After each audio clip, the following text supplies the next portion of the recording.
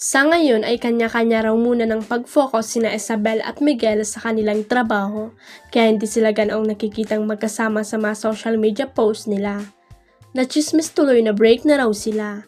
Paglilinaw ni Isabel, hindi po kasi kami ma-post ngayon na magkasama kami, which is true naman din po na nabawasan yung time na magkasama kami dahil nga sobrang busy kami sa mga projects namin.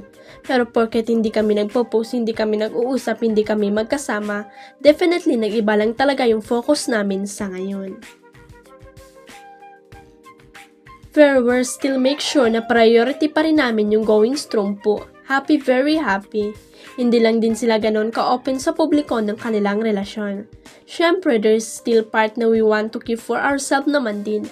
Pero open naman na talagang very na alam naman ng mga tao na mahalaga sa akin si Miguel and vice versa. Sambit ni Isabel.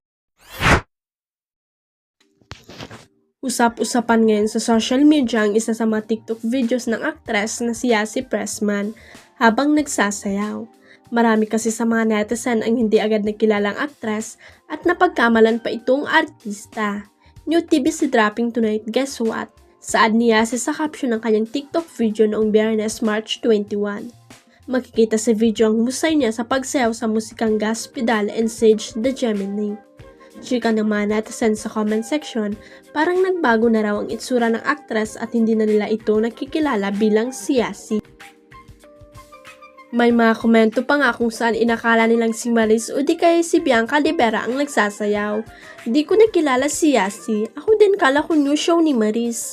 Akala ko ako lang naghahanap kay Yassi, marami pala tayo. May netizen naman na nagsabi naka-filter kasi ang actress kaya naman hindi ito nakilala. Te may filter o wala makikita mo agad pero sa video na to hinahanap ko pa kung nasan si Yassi dyan. Kontra ng isang netizen.